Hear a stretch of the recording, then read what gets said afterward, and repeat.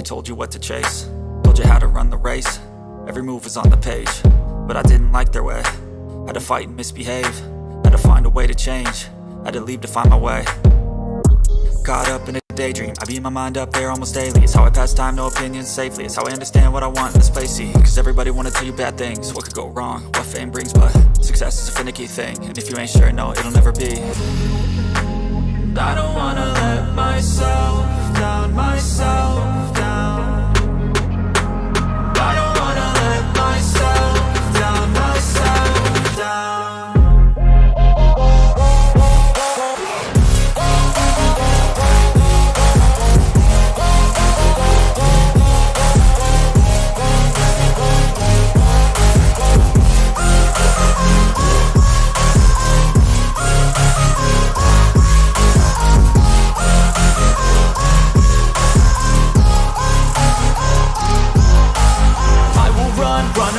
I don't have to plan it, I can go change my fate. You won't understand it, all alone, that's okay. People I can't stand them, they don't want me to change. Keep me where I'm standing, and I don't wanna be where I am. And I want something more, take a chance. It could be possibly my last dance, my last dance. I don't wanna let myself down, myself down.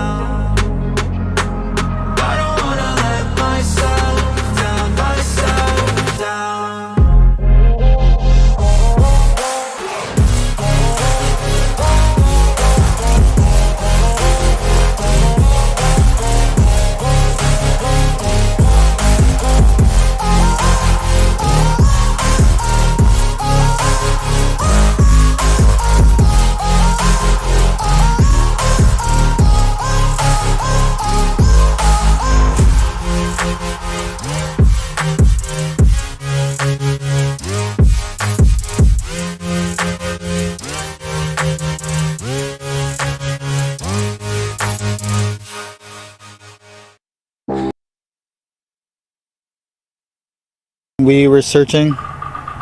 We covered everywhere possible. Even in the first day we did. Even with me running through the woods, I was ahead of the helicopters and ahead of the drones and stuff like that. Screaming as loud as I can. And just until my throat hurt. Running through water that was up to my waist. And as soon as I got back, I wasn't allowed back in the woods until a man dressed in a military outfit said I could go back into the woods. 4 days into the search for his missing stepkids, Lilly and Jack Sullivan, Daniel Martell is pleading with the public to keep their eyes peeled. But he has begun to lose hope they are anywhere in the vicinity. They hate being wet and cold, so they immediately would have came right back into the house. The only two prints are right beside the house facing the road, and then that's it. Martell wants the search to be extended to include provincial borders in case the children were abducted, a reality he says is becoming more and more likely. Post any officers they can get, head to New Brunswick border, PI border, and get them at every airport possible. Martell confirmed that when the two children went missing from the home behind me, Lily was wearing a pink shirt and pink rain boots. She was also carrying a white backpack with strawberries on it. Martell says although he didn't see Jack that morning, he is believed to be wearing a brown shirt, brown pants with a pull-up diaper on underneath, and blue rain boots with dinosaurs on them. He also refuted the claim that the two children are nonverbal, saying while they are on the autism spectrum, they are quite trusting and say hi to everyone. According to Martell, his side of the family are currently the only ones at ground zero after Lilly and Jack's mother left the county Saturday. But still, he remains, begging anyone with answers to come forward and bring his children home safe.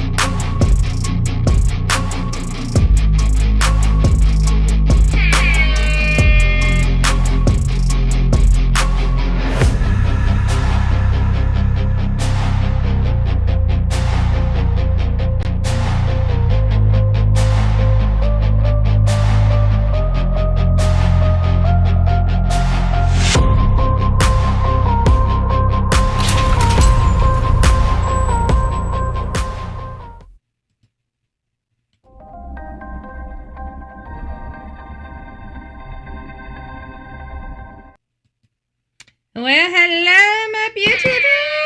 It's nice to see you. We are covering the case of Lilly and Jack Sullivan. Lilly and Jack Sullivan disappeared from Nova Scotia, their house, their trailer off of Gearlock Road in Lansdowne Station, Nova Scotia, Canada.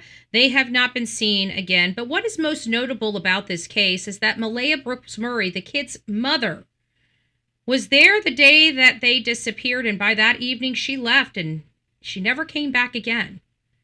She never came back again. So by the second, she was gone. She was gone. I think it was maybe the third. I think they called the day. She went to sleep.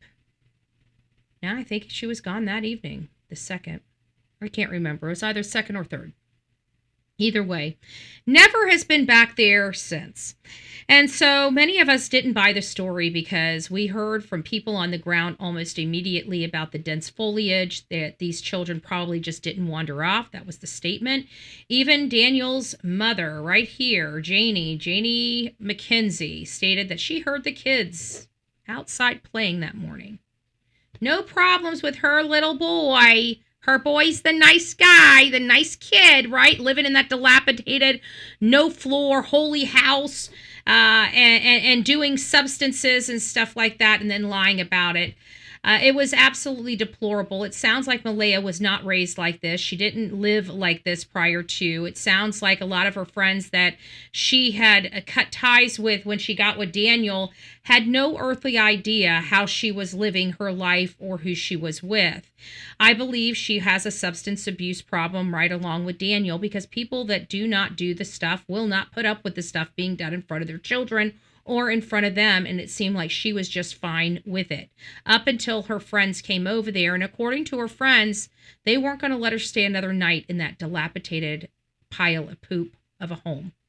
So that's our first indicator that, something ain't right here with this home. Something ain't right here with Malehya. And then lo and behold, bada bing, bada boom, months later, Daniel Martell is arrested. We don't know why he's arrested, except we hear it's for a sexual assault of some sort. That sexual assault had happened between 2024 and 2025. This seems like it might be Malehya. So we're still learning about that. And then most notably, her friends come out and speak for her. But what they don't say, the way that they are acting, I think speaks volumes, and we're going to go through that. So, Melanie, it's nice to see you. Bullhorn Betty is present. Dawn, it's nice to see you. Our beautiful Sonia is up in the chat. Thank you so much. Who else do we have? West Virginia Holler Girl, Deanna, Mama, it's nice to see you. Peggy, Sandy, hello, hello, hello. Deanna, you're blue. Kathleen, it's nice to see you. Hello, hello, hello. What else do we have? Mama, I think I said hi to you. No more. That just popped up on me. Oh, thank you for becoming the newest member. No more lies. And then we got our newest member. Thank you. Because I'm a love machine. I'm a love machine. Welcome, Mama. Welcome to this crazy family we call the Coffee Club, i.e. the Insane Asylum. You are part of the Bedhead Betty Club. We love that club. We love that club. That's the awesome club. That's the best club, the Bedhead Betties. Who else do we have? Deanna, good afternoon. Be Betty fan. It's nice to see you. Faye, hello, my love. I hope you are doing well. Veronica, it's nice to see you. Baby love, it's nice to see you because I'm a love machine. Yes, ma'am. Yes, ma'am. Hair's doing well, loving this. Look at that. I just love it. I love it. It's been days. It does get a little flatter, but I'm in Florida. We have a lot of humidity, but I mean, for the look of it, I mean, it's not oily. It's not greasy. I can put it up. I can keep it down. Hell, I can go in there and curl it up. I can even put some hairspray in it. It has some, and I'd have myself some big hair. I love my hair. I'm not having to wash it near as much. It smells good. It still smells amazing. I love my hair. I'm really loving that. I'm going to have to show you guys what I'm doing to my hair. You'll love it. Okay, getting back to this case here.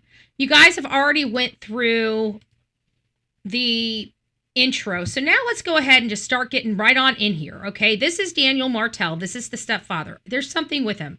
I said that from the very beginning. I'm not liking how he was all over the place that morning, how he was driving here, driving there. I don't like how he was up to his waist in water. Don't like those things. Never, ever, ever like hearing people that are missing their children acting crazy like that. That doesn't make sense, okay? For logical people, they don't act like they're losing their ever-loving stuff. They follow paths, they call the names, they call law enforcement, they freak out. Don't get me wrong. But they ain't diving in swamps looking for children, okay? I'm sorry, they're not. Not without seeing some footprints. If you saw some footprints going into that swamp, by God, you're getting your butt into that swamp. But there's nothing there saying that. And his behavior was just really erratic, in my opinion. Even talking to, I think we brought that up. And there's one thing you'll find out about me. I don't like people that are active drug users. Active drug users are manipulative, cunning, conniving, the whole thing, the whole kit and caboodle. Okay. So if anybody's in active drug addiction, and I know that they're in active drug addiction, I'm very, very careful on everything that I accept as true from an active user. Okay, unless they're a witness to a crime. Now, if they're a witness to a crime, you have a little more credibility. It sounds a little crazy, you know. People are, oh, well, what if they got it wrong? Eyewitnesses that are sober get it wrong. But witnesses versus suspects that are active using are totally different people, okay? And at the end of the day, when somebody's actively using, they will look you in the eyes, they will tell you the truth, they will swear on their mama's soul, and they will be lying straight to your face. So I do not trust active users. And so this was one of the ones that I said we have to be very careful. I don't like him. Yes, he's, you know, at the beginning of this case, he's checking all the boxes in the right place for a missing child, you know, how he's acting, keeping their name, having the pictures of them, you know, doing all the stuff that we expect them to do, but still something wasn't sitting right with me. Something wasn't really sitting right with my audience. Many people were kind of, you know, it's Malehya, it's him, it's Malehya, it's him. It might be both. I don't know. I feel like they both know what happened that day. The night before Lilly, or the day before that, Lilly came home with a black eye. That's something that Daniel told us. So as you guys see here is the timeline as we know it. Now there are some things that have been added and stuff like that, but for the general timeline of the week, Monday they went to school, Tuesday they went to school, Wednesday the school was closed for a teacher's day, and this is the time that evening Lilly comes back to the house around 10:30 at night with a black eye. Malehya allegedly calls them in sick on Thursday. Now, we would never believe that they were home or alive on this day. We would have thought that they had been deceased the night before, especially after learning about the black eye. But they were seen in town on the 1st at this Dollarama, and it was Malehya, Daniel, and both of the children. So we do know that there was a proof of life on Thursday.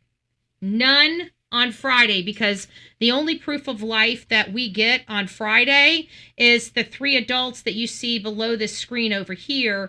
They're the ones that state that they see her. That's Daniel Martell, Malehya, that's the mother, and not the stepfather, but her drug-addicted, abusive boyfriend, and his mother. His mother lived on this, well, you can't see it, but over here, you see the trailer in the front. Well, over on the side, kind of up at the top, that's his mother's trailer. So his mother's accustomed to living in this dilapidated lifestyle. He's accustomed to living in this dilapidated lifestyle. So both of them have some major problems here, and 2 children are missing. I did not believe Janie's story. Janie seems to be blissfully unaware of how dangerous her son potentially can be. And again, he was arrested. So let's get into his statements and his interview first, and then we're going to move over to Malehya's friends here.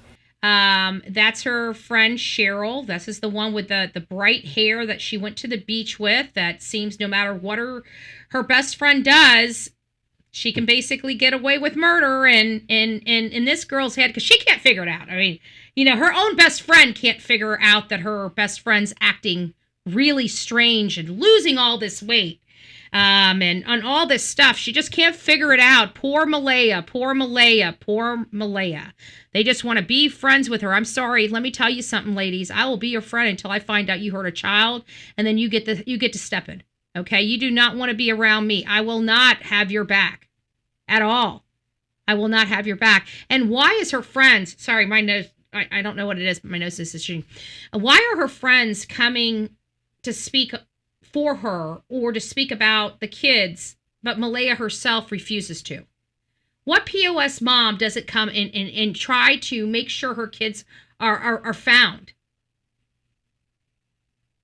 Malehya is a red flag. Malehya knows what happened. Whether she's scared of Daniel or whatever, Malehya knows what happened.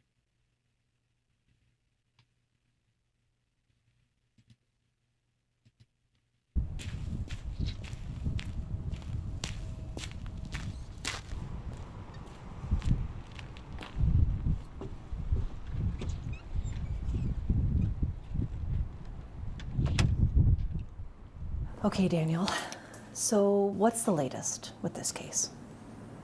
I think we're gonna have to dive into some questions so I can, really try to answer that, because, there's so much. But what I can say is my blood was taken or drawn, and they got a few drops in my blood for that, to check my DNA, because my DNA is obviously going to be on the blanket. But I can't really disclose, and I'm pretty limited on what I know about the blanket at this moment. But I can say, with the DNA collection, If you're new to this case, what is he talking about the blanket? So there was a blanket allegedly thrown out in this large 55-gallon bag, like a construction bag, along with other stuff. And according to Daniel's own statements, somebody stuck their hand in this bag and ripped out a piece of this blanket and planted it in a tree about a mile or a kilometer away from their home, which I believed, like I said early on, I believe that Daniel did this. And this is before I even heard from Cheryl or their statement about this blanket, because it just made, he was the one running around. He put that blanket. That means that the searchers were getting close to wherever he stored Lilly and Jack, and he needed to get people away from that area. That's what I truly believe happened. Whether he was successful in moving them or not, I don't know, but he definitely tried to get some attention away from a certain area by planting that piece of fabric. But I knew it had to have been whoever put that blanket in that bag to begin with, because they have children. And it sounds like Jack is still in pull-up diapers. I don't know anybody that would just stick their hand in a random bag from the house that could be filled with shitty diapers and go fumbling through, because you know what they said, what Daniel said? Daniel specifically said that it was one hole in the bag, like somebody put their hand in it and pulled it out. So whoever did that would have known that blanket was in that bag, and exactly where that blanket in that 55-gallon bag it was. And the only person that would have known that to only have to put one hand through the bag would be the person that loaded that bag. And I bet you it was Daniel Martell. And so now they collected his DNA to see if his DNA is on that bag, and he's already saying, well, of course it'll be on that, of course it'll be on that blanket. That blanket was out of my house. I will have DNA on it. But I think they're looking for a certain type of, in a placement of that. And I think they're going to be able to see a handprint. There's ways to see a handprint. You may not be able to pull the print, but you can see the oils from a hand to determine the size of the hand. There's other things that can happen. And they could probably do something like that super glue. They have a super glue thing that they do now, that pulls and raises things off of items that wouldn't normally be good for prints or latents. So anyways, there's a lot of things that can be had here, but if you're wanting to know what that blanket was all about, that's what it was. There was a section of blanket that came from that house that was planted about a kilometer away from that house, and there was only two people there. It was Malehya and Daniel that would have done this, and I believe it was Daniel.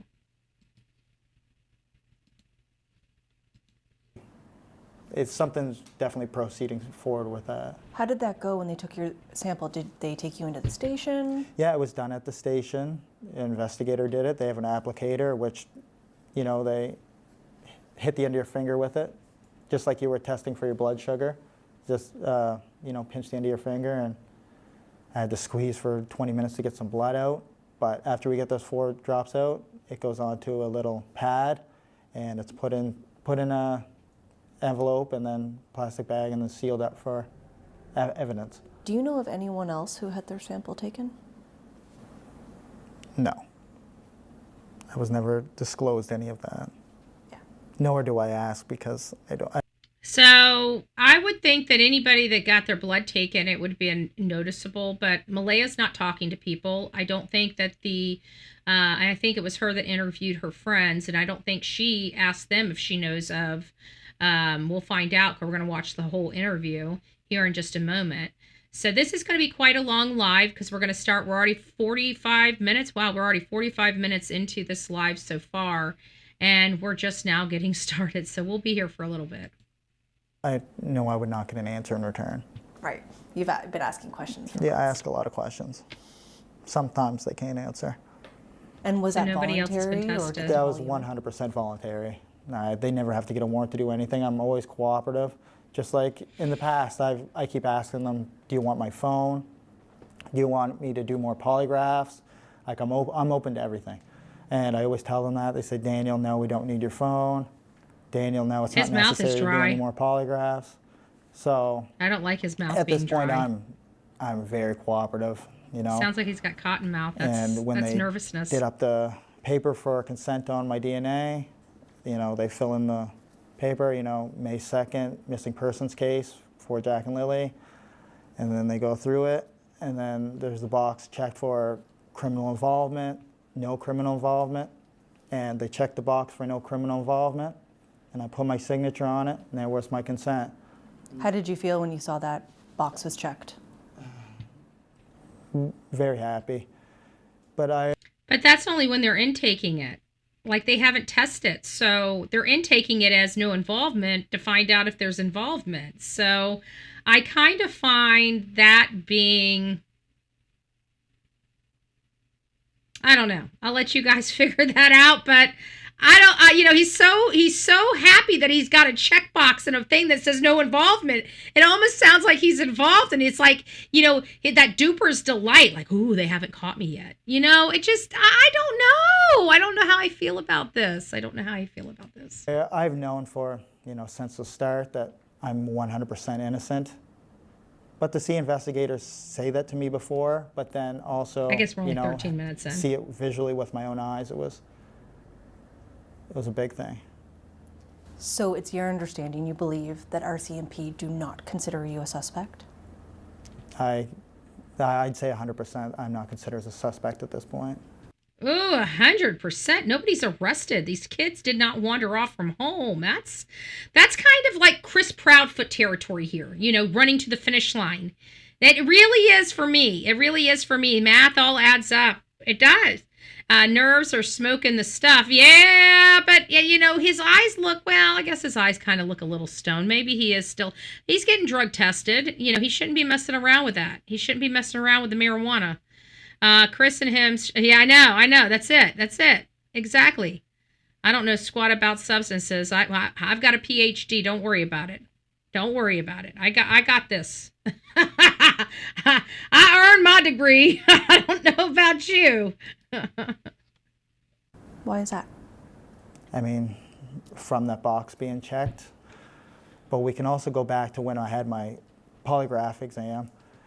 See, now he's bringing in stuff like he's now trying to convince everybody he's not. This is where I start feeling like this is more convincing.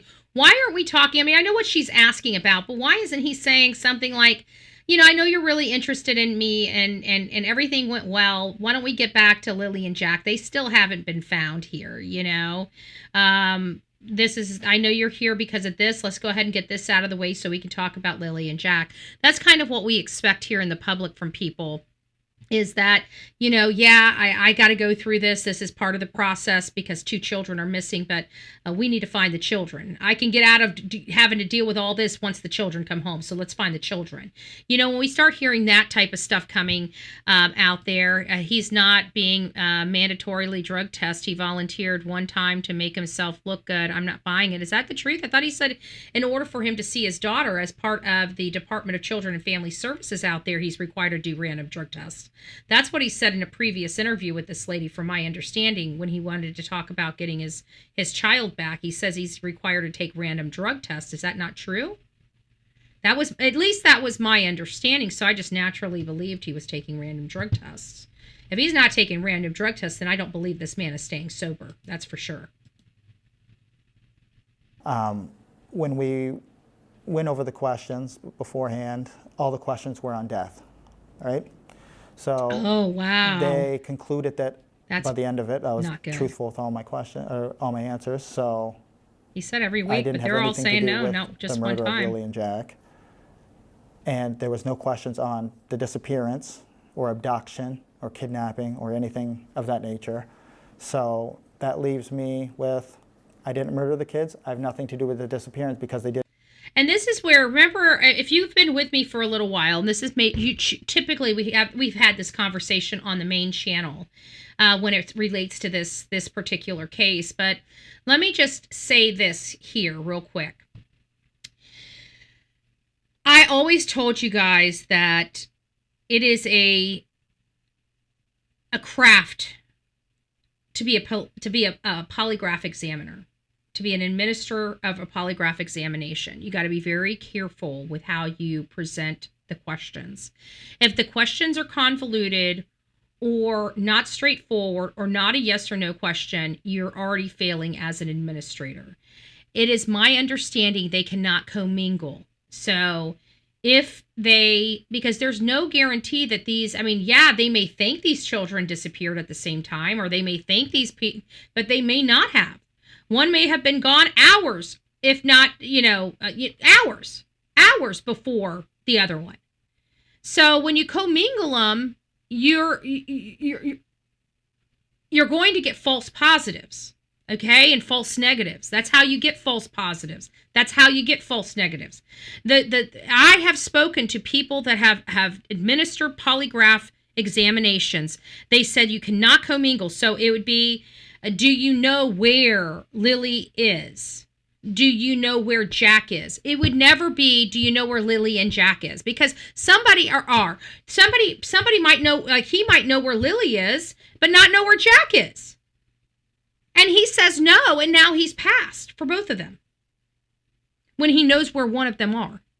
So it's very, very important not to convolute questions. And the test taker can absolutely trigger false positive, false negatives, and inconclusive results. And the reason why I'm bringing this up is because Daniel has already spoke about some of the questions asked, and I said, this is a problem question for me. This is a problem question for me. Now, granted, I'm not a seasoned, experienced polygraph administrator. I've never given a polygraph administrator a test before in my life. This is only from my conversation with people that have. And they've drilled it into my head. It has to be single answers. Did you murder Lilly? Did you murder Jack? Not did you murder Lilly and Jack? The other one, like missing, like did you injure Lilly? It can't be did you injure Lilly and Jack, because what if he injured one but not the other? So it has to be, did you injure Lilly? Did you injure Jack? And so these are going to be very, very important questions, and they cannot be convoluted. They cannot go together. They have to be separated questions and separated answers. And every time he speaks about this, it sounds to me, now it might just be the way he's describing it. And they may have asked him separately, like, do you know where Lilly is? Do you know where Jack is? And him just saying, they did ask me, did I murder Lilly and Jack? And those may have been two separate questions, but he might be expressing them, and they may be coming out as if they were combined together when they were not. And that might be, but I'm hearing, and I know from people that I've spoke to, you do not put multiple questions in a polygraph question. You cannot do that. It has to be very singular, simple, pointed questions. So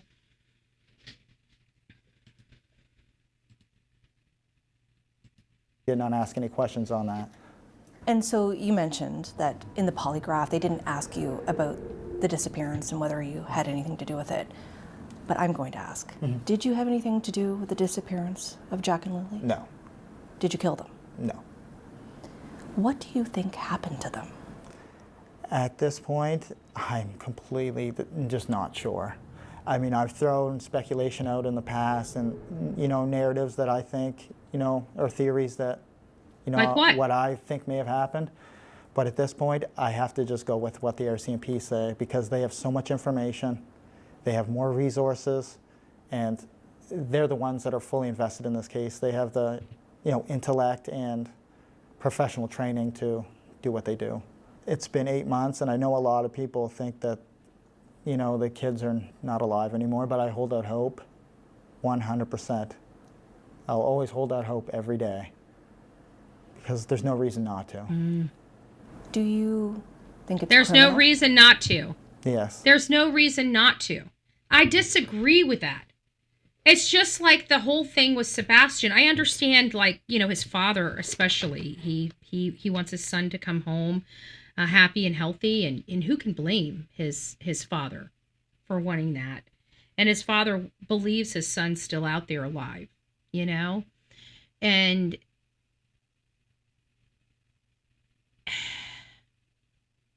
but he also understands, and he has brought it up, he understands the real possibility of his son being gone. And it just, he understands the statistics, and I don't know. I feel like this whole thing with him, he doesn't have a reason not to think that the children are gone. I don't necessarily believe that, because even as strong as Seth has been, I know he has contemplated the idea. He just can't. As a father, he just can't. He needs to hold out hope, and I understand his position. But I just wanted to make sure that was pointed out here, because, Daniel's like, well, I don't have any reason not to. I mean, the children disappeared in May. They have not been found. We all know that foliage out there is not that would scare children of their age. Nobody, my mom was just here. Let me just give you guys, and I know this isn't about me or anything like that, but my mom was just here the other day, and she came in, and I guess she just was missing me. She just wanted to come and hang out. And so we just sat on the couch and watched TV together, right? Now, I mean, we didn't do a whole lot. We didn't cook, and we didn't go and party and, whatever. We just kind of sat with each other. I played on the phone a little bit, researching and watching TV, watching Elementary. And her and I started chit-chatting a little bit about, something. And we were talking about my grandfather. My grandfather, he's been dead for a really long time. He died when I was about 14 years old. It was very sad. My first experience of real pain, real loss, was my grandfather. And, we were talking about some memories of what, when I was staying at my grandfather's house. This was really, really young. This is 40-something years ago. This was when I was 2 to 4 or 5 years old. Okay. This is really, really, really long ago. Okay. I was just a whippersnapper. And, this is when I was first starting to stay the night at my grandfather's. I loved my grandfather's. I loved being out there. I didn't want to go home. I begged my mom and my dad to let me stay out there. Please let me stay the night. Please stay the night. And then, the night came, and it's scary out there in the middle of nowhere, with all he had these big, wicked, oak trees that had, things that were coming through the window to get us, and we're like, and then we got the frogs and all the rustling and the little bit of noises and out in the distance, And so, I before my parents even got home, I started calling my mom. I'm like, oh my God, it's so scary. Now, mind you, it's like 30 or 45 minutes to get out to my grandfather's from where we lived when I was a younger girl. I lived in Northwest Bradenton, a very elite area of Bradenton, and my grandfather lived out in a very rural part of Manatee County. And so, it took him another 40 and 45 minutes to get out there. But you got to remember that kids, they don't go into scary places. My grandfather's house was just my grandfather's house until nighttime came.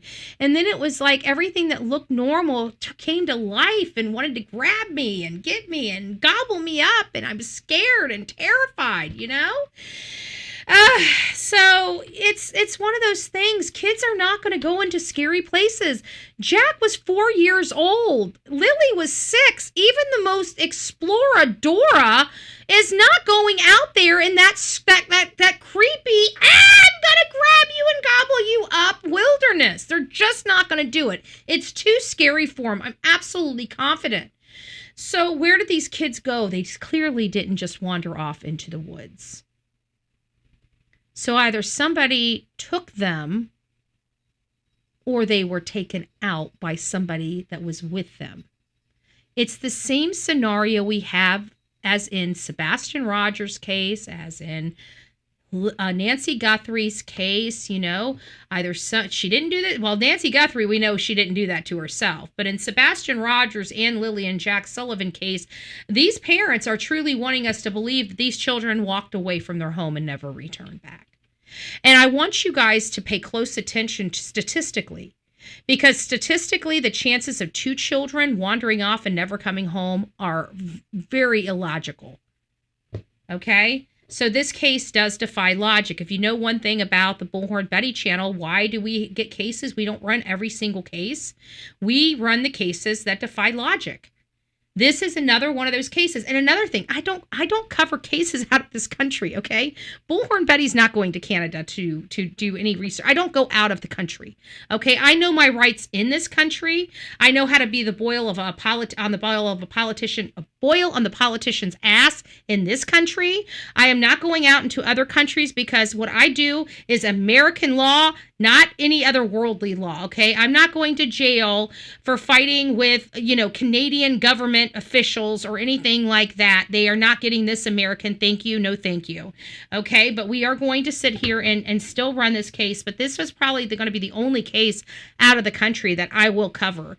And the only reason why I'm covering this case is because we were right there breaking this case. The day that these kids were missing, or the day after, we ran the story. We started getting attention to it because 2 children were missing and we knew we had some Canadian viewership. So we went ahead and ran it because we were trying to get these kids brought home safely. And that's the only reason why we took this case. Now we realize this case called us because it defies logic. We have Mommy Dearest running away from the house and never coming back. We got this Yahoo here, Daniel Martell, lying to us. We know he's lying to us and we can't prove he's lying to us. And then we're hearing this horse shit here. So this is kind of it in a nutshell. This is the Lilly and Jack Sullivan case. It's very, very sad. It breaks my heart. I'm saddened. I'm saddened because I believe this man did something to those beautiful kids, and those kids were beautiful, and their mother allowed it to happen. I do not want Malehya being able to duck, bob, and weave from this, baby. You are not going to run from the Bullhorn Betty channel or your responsibility as a mother. It's not going to happen. We're going to be holding her accountable too. We're going to be moving on from this. We're going to give this one another few seconds. Yeah, I think we're going to give this another, where are we? Another 45, 50 seconds. But it will not pivot to a criminal case or a criminal investigation from a missing persons until they have a suspect and they're going to be investigated and then, a suspect. Who was out there? Charged. Do you get any... I want you guys to understand, this is Lansdowne Station, Nova Scotia, Canada. This is a rural area. This used to be a lumberjack town that it dried up, and there was a few families that stayed behind. They live in deplorable conditions. They have land, but they're dirt floor poor type people. And That's what you're dealing with here. This used to be a mill company. The mill companies have all shut up and shut down, and there's nothing out there. These people have to go so far to get jobs and stuff like that. It doesn't make sense to live out here and try to thrive or flourish. You have no services. I think New Glasgow is like the nearest town to Nova Scotia, Canada that you can get, So from the start, I have felt like the crime scene is at a different location. I believe the children never returned home Thursday afternoon, allegedly. That's a good point. I mean, we only have them covered from like 1 to 3 p.m. at the Dollarama. And you're right. What happened to them after that? It was awfully weird that Malehya popped right up. Everybody's sleeping in the house, but somehow somebody popped up to call them in or to log in online and report the kids absent. Okay, somebody was up, but it's so funny. You listen to both Malehya and Daniel. Well, we were asleep. Well, and then it sounds like Malehya's the one that called them in sick, so somebody had to have seen those children. So what happened here? Why were they called in sick on Thursday? I know why they were called sick on Thursday, because Lily got a black eye again. I have never met two children that get black eyes so easily. And we even talked about it. Like, I know that sometimes kids can be rambunctious. I've seen people that have had a child, that was, either playing or, throwing a temper tantrum, rock back and pop their mom or their dad right in the nose and give them two black eyes. I've seen that before. Okay, I've seen that before, but to see children constantly getting, those children, like 4 and 6 years old, constantly getting black eyes, I'm sorry. I'm around, I used to be, I'm not so much anymore. I used to be around a lot of children. I don't remember out of any of the children I've ever watched them. I mean, I've seen bruises, I've seen goose eggs.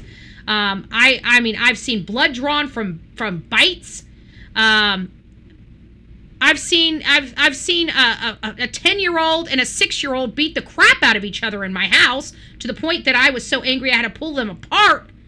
But out of all the children doing the shenanigans that children do, I have never experienced a child having a black eye. I just haven't. Now, I've known that it's happened, and I've known that there's been justification for a child getting a black eye. One of their older siblings hit them in the face with a ball. I mean, things do happen. We can't dismiss that, yes, things do happen. But, think about it. How often does it happen, though? Usually once in a lifetime. If you do get a black eye as a child, how often does it actually happen legitimately by accident? Maybe once in a lifetime. You're going to get a black eye by an accident. For children to consistently have black eyes, there's something more going on here. And I heard that this is not the first time Lily had a black eye. That is very concerning for me. That shows me personally that there is some violence in this house, because if two children hurt each other so bad that they're giving each other black eyes, then they're having poor chaperone. I don't know.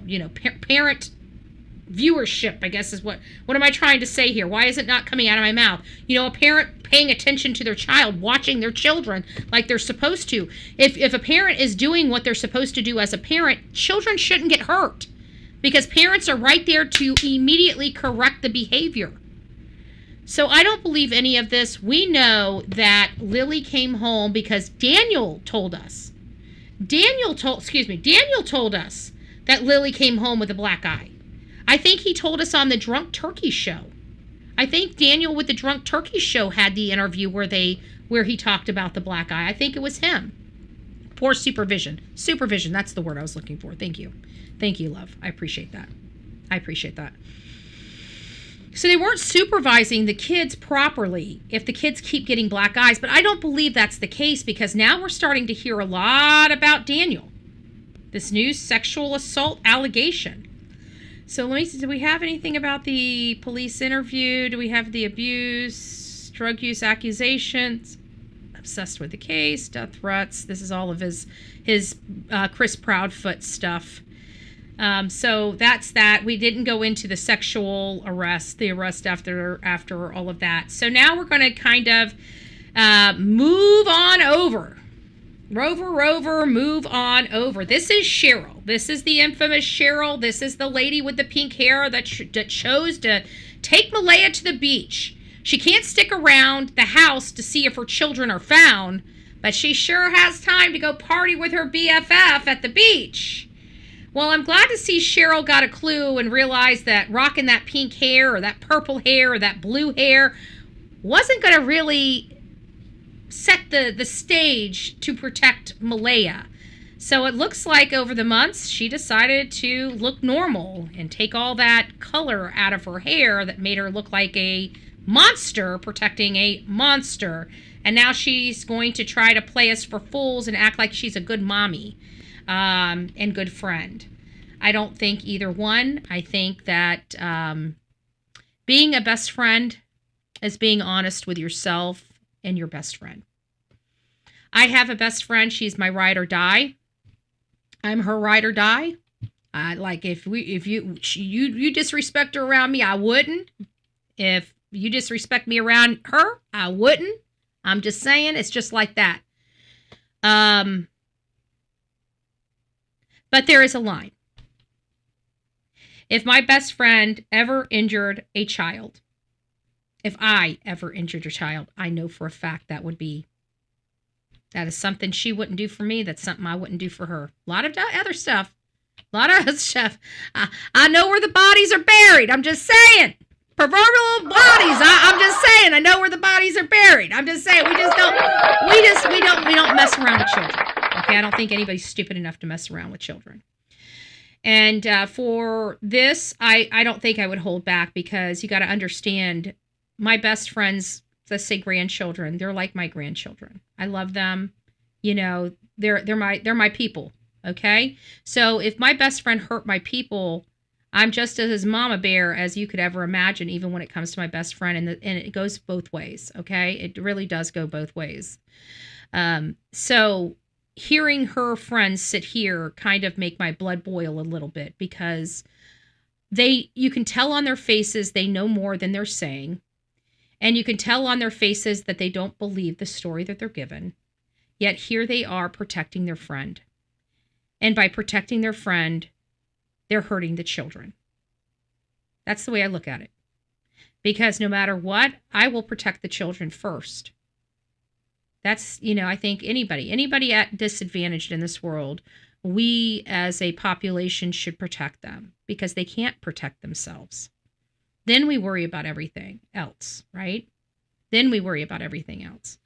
But the disadvantaged and the people that can't take care of themselves is who we should be as a community taking care of. And when I see this, and you can see in their own speech, you can see in their own behavior, you can tell that they don't even like, that they know something ain't right here. They even say it. This story doesn't make sense. Well, why doesn't it make sense? The only person you're getting the story from is Malehya. And if it ain't making sense, boo, well, maybe that should be your first clue. But anyways, let's get on with this. I don't think they did their best friend a solid.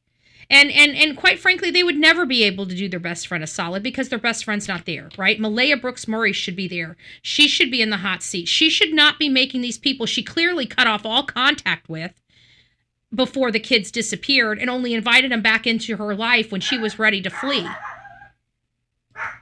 She's just trying to take it day by day. So Angeline, you've been friends with Malehya since childhood. Yep. And Cheryl, you're a friend, but also very close family as well. Can you walk me through May 2nd, when you learned they were missing? I learned on a Facebook post. Me, my sister, and my friend were fishing, and I just happened to scroll Facebook, and I saw the post from the RCMP that Lilly and Jack were missing. Okay. That's her best friend. Her best friend. My best friend would know something's going wrong with me before my mama did. So this is her alleged best friend that just found out these children are missing from social media. Her alleged best friend couldn't even call her or tell her Why?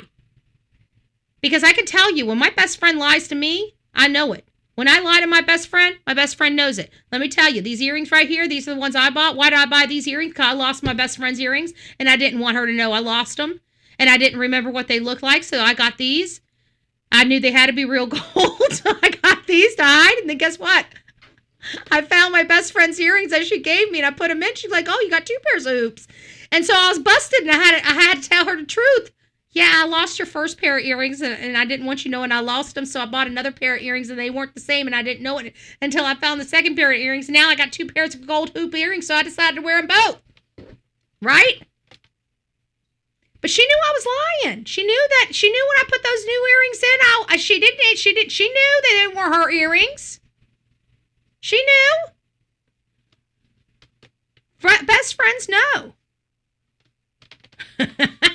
Damn, you go T.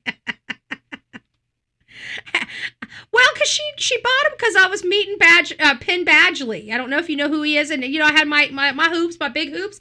But none of my big hoops are real gold. I'm a cheap bitch. And if you know anything about my best friend, she calls me a cheap bitch all the time. She calls me just like that. I tell her she's a bitch lover. But that's not the point. That's not the point. I'm a cheap bitch. So she knew I would never buy myself gold earrings. So she bought me gold earrings. And so you have to understand, I didn't want to disappoint my best friend because she's my best friend. I love my best friend, and I lost her real earrings. Okay, after I came back from Penn Badgley, I took them off, put the bigger ones on, and I forgot where I put them. I put them into the junk drawer in my bedroom with the other jewelry, and I didn't realize I had done that. It seems like the smart thing to do, putting the jewelry with the other good jewelry, right? Well, I didn't think I was that smart, so I never looked with the other good jewelry. I thought I just tossed them up on the freaking thing. Anyways, long story short. But she knew. She knew they weren't, that I was sporting earrings that she didn't buy me. And she knew I was too cheap to buy my own gold earrings. She knew something was up. She knew it. So best friends know. So don't let this fool you. I believe that these best friends know something, and I think they say it. Because listen to this. In the first 30 seconds, she's already contradicted herself. She's her best friend, and her best friend couldn't even call her when her own children disappeared. She had to find out from the RCMP on social media. Just saying. And we decided we would go over and help look for them. Before we got there, we thought that they would have been found. No, these situations are usually resolved quickly. In all fairness, I did buy real gold earrings because I knew she would know if I didn't buy gold earrings. And I looked and I hunted and I was like, oh, those look like the right ones, right? And I got them, and I've been sporting them around all this time until I found the other ones, and I realized they don't look nothing like them. I mean, they're round, but these ones are much thicker wise, and those are much more solid, but thinner. Thinner gold, but it's more solid. And so when I didn't realize, and when you buy them, you know what you buy, right? Well, I didn't buy them, and I lost them before I bought the second set, so I'm just going off pure memory. Even when they came, I'm like, oh, thank God I found the right ones, right? Because I didn't see. Then I did find them. I found them in the drawer. I found them in the drawer of the other jewelry. I'm like, oh, well, look at that. There they are. And I put them together, and I'm like, oh, these don't look anything alike. No, they're not plated. They're solid gold. My BFF would not, and that's what made me mad, because she would not go cheap on me. She'd get solid gold. So that means when I had to cover, hide the fact that I lost the jewelry, I had to go with solid gold. I knew I had to buy solid gold because there was no way I was going to be able to fool my best friend, which I didn't fool her anyways because the earrings looked nothing alike. I mean, I should show you guys these earrings. This is a true story. I'm done talking about myself. Let's get back to the story of Lilly and Jack Sullivan. I don't like tattling on myself. How would you describe the scene that day? Chaotic. It was very chaotic. It was busy. A lot of people, neighbors, friends, all kinds of different search and rescue. It was pretty much what I did. Stressful. And that was your first time there? Mm-hmm. Yeah. Can you walk me through when you learned about their disappearance? Where were you? I was at work when I learned about it. The notification popped up on my phone. I don't think I looked at it right away because I didn't look too deep into it. But then my coworker at lunchtime, she brought it up and she started reading like the whole thing out loud. And when she said the two names, I was like, hold on, like, wait a minute. And I just grabbed my phone and called Malehya and I was like, are your kids missing? And she said yes. And So here are her two best friends. I mean, let me ask you guys this. I understand calling law enforcement first. That's what we want. I mean, if we heard of a best friend calling her best friends before she called law enforcement when her children were missing, we'd probably think that was a major red flag, right? But don't you think soon after you call law enforcement and you start talking to them, I mean, what's the number one thing that we see on all these? I mean, this is not the first case we've covered. We've watched many women lose their children and find them because their children truly did wander off from their home and police came there. What is the number one thing mommies do after they call law enforcement and they're there? Like, law enforcement, ma'am, can you get off your phone, please? Ma'am, I need to speak to you. Can you get off your phone? I need you to get off the phone, ma'am. You know, no, ma'am, you cannot go out there and look for them. Come stay back here. We need you to stay right here. We need you to give us some information about your missing child, right? We've watched these before. So one of the things is that mommies get on the phone and start calling everybody to tell them that their child is missing.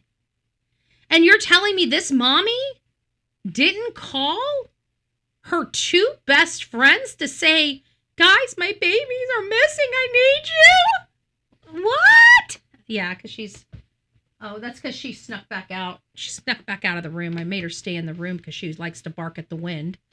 And so, yeah, Malehya and her best friends both look alike. Sweaters, ponytails, no makeup. Yeah, you know, maybe that's the thing that they do out there. Maybe that's it. I mean, I'm kind of embracing the getting old, no makeup thing myself. You know, I'm thankful I'm blessed with some halfway decent, you know, I got scarred skin, but a halfway decent skin color and, you know, not such. I'm somewhat photogenic. I mean, just a little bit, but you know, I mean, I'm kind of embracing the no makeup thing myself. I'm actually enjoying it. You know, I'm actually enjoying not giving a about anything. Just saying. I don't know. I think this new life suits me. What's going on? I don't care. What about you? Oh, you got all those problems? Guess what? I don't care. I don't care, right? You stop. she was very upset. Like, you could tell through the phone that she had been crying about it's it. sad. It's sad. Yeah, and you were working. Did you go there that day? I didn't that day, no. And Cheryl, I mean, for you, you were there. How was she doing that day? There was a lot of ups and downs. I think herself, she thought that the kids were going to be found and that it was going to be resolved fairly quickly. And I don't think it really set in until later that night that, you know, something wasn't right. And that something wasn't right later that night, it set in? Later that night, it set in. She called law enforcement at 9 p.m. or 9 a.m. in the morning. Later that night, it set in? Pretty interesting choice of words, because every case that we've covered so far where the children were actually missing or had wandered off, like 100% of the mommies were pretty freaked out 100% of the time. So to hear that she had a delayed response until the evening. So the blanket that was found, were you there when that was found? I wasn't there when the blanket was found, but I was taken to where the blanket was found, and it was still in the tree at that point. Interesting. I thought she said she was the one that found it during her search. So who took her to point out the pink blanket in the tree? Because I could have sworn she was on It's a Criming Shame. It's a Criming Shame. I remember that. It's a Criming Shame. I could have sworn said she found that the next day. I thought she said she found it the next day. Anyways, let's listen. When we had walked up. Can you walk me through that? What was the blanket? What was the deal there? It was just a piece of Lily's blanket. I guess it was used to cover a hole that was in like the window or door where cold air was coming in. And the piece that was in the blanket was hung over the back railing, and the other piece was thrown out after they were done using it, I think late spring. And then it was found in the tree, a couple kilometers up the road. That's not what Daniel said. What did you think about that? Daniel told us on the Drunk Turkey show that the blanket was in a 55-gallon bag thrown in the garbage, and that there is one very specific hole in the garbage bag where it looks like somebody put their hand in and ripped it out. That's what we were told. So let's... I found it odd, very odd. What did you think about that? I found it odd, very odd, that it would go from the house to the tree. I'll ask about the boot print. So, Angeline, you've been fixated on this case and know the details. What do you make of the boot print that matches Lily's foot size and boot print? It was a clump of them. It wasn't like a trail leading up to like a set of footprints walking up anywheres. It was a clump. Oh, so it was multiple footprints, not just one? Oh, okay. So they have one boot that they're pressing. I don't know. I don't know how that sounds. That's interesting. That's new information.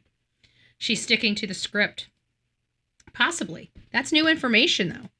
That's new information that there were a clump. She says a clump or cluster of footprints in one area not going anywhere. Interesting. What's your impression of that, Cheryl? Kind of the same as Angeline. When you find a cluster of footprints just in the middle of the road, you're kind of looking around wondering where the other footprints leading up to this cluster is. And there wasn't any.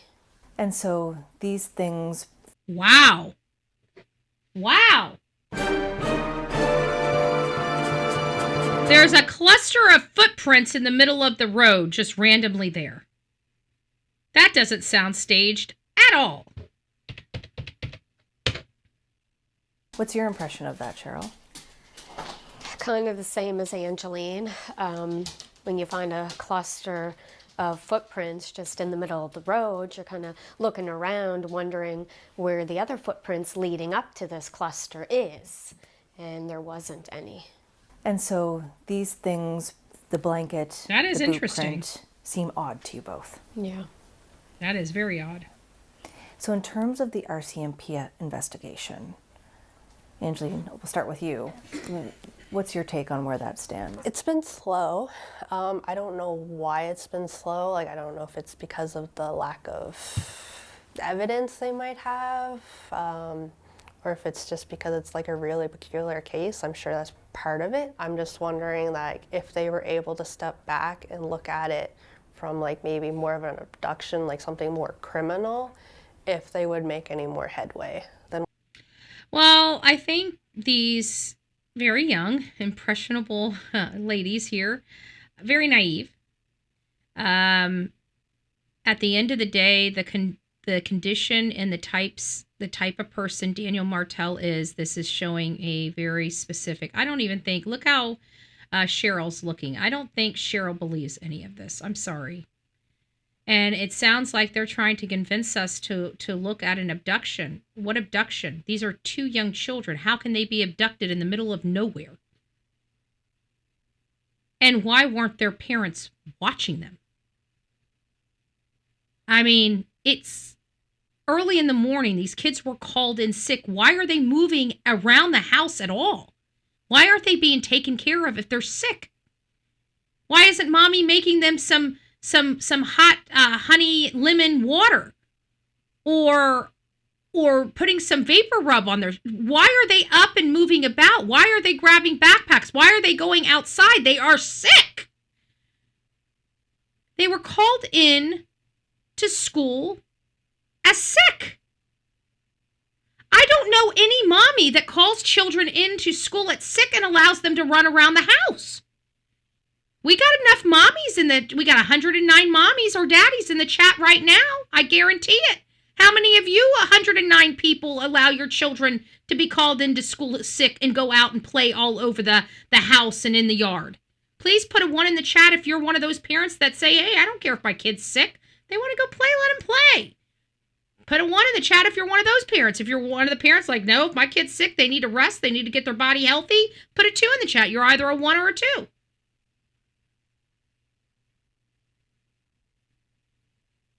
Interested in your answers. Hey, Strawbirdie, it's nice to see you, love bug. I hope you're doing well. If we sick, we have to stay in bed.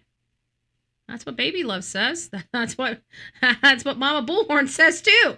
She'll crack a switch on your ass. You say if you're too sick to go to school, you better have your butt in bed. You better have your butt in bed too. Yep. I see some 2s. Yep. There you go. I'm a 2. I'll put a vote in for Mama Bullhorn because I'm Mama Bullhorn's child. I know how Mama Bullhorn is going to handle it. She's a 2 too. You get your butt inside. Yes, ma'am. That is exactly what you do. That's exactly what you do. Not playing in the mud. Yeah, exactly. Exactly. You have your butt in bed. So I'm not buying this. They snuck out of the freaking house. They're called in sick. Something happened. And on the Wednesday, Lily gets a black eye. On Thursday, they're seen at the Dollarama when the kids should have been in bed. And then on Friday, when they were called, just literally hours after they're called in sick, they disappear and they disappear forever. I ain't buying the BS. I ain't buying it. Oh, come on now. That ain't even bullshit. That's horse shit. Just saying. Just saying. I feel like... Nice try, but you're a liar. Liar, liar, liar. Nice try, but you're a liar. I'm just not buying it. I'm not buying it. What they have by viewing it as a missing persons case. Do you believe it's criminal? I think it's a possibility, and I do think that they should look into it so that it can... Well, why don't we look at it like this? Why don't you friends look into it as your friend may have had a hand in their homicide? Why aren't you two looking into that angle of it instead of worrying about every professional out there not looking at the angle of abduction? Because the angle of a stranger danger abduction, the statistics of that are very alarmingly low. The majority of children that disappear or get injured or are dead, especially under the age of 5, which... Let's face it, Lily was just 1 year over the age of 5 and Jack's 1 year under the age of 5, are typically killed by their parent, legal guardian, or caregiver.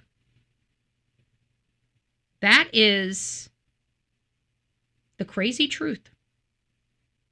So maybe instead of these two here wagging their hands at the investigators, maybe they need to start looking into themselves and asking themselves why they cannot look at their friend or her boyfriend as murderers.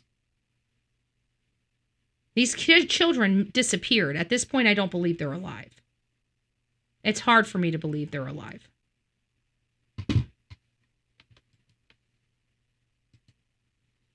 Be ruled completely off the table. They probably How would already you have describe the ruled it. mood that day?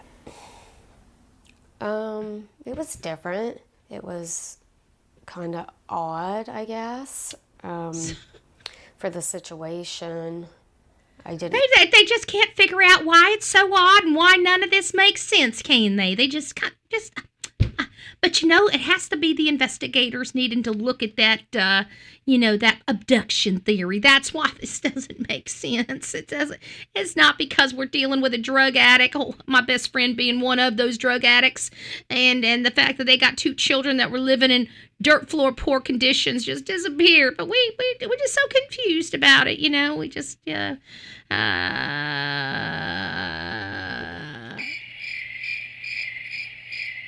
just so confused.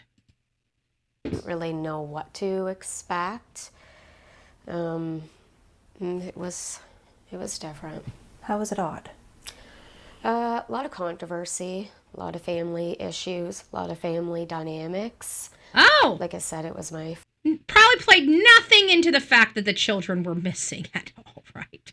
That family dynamic just happened to happen because, oh, good gracious, 2 children are missing. We didn't have problems up until this morning when the young children went missing, but now we got those problems and we're all each other's neck. Why didn't these people think maybe they're like this?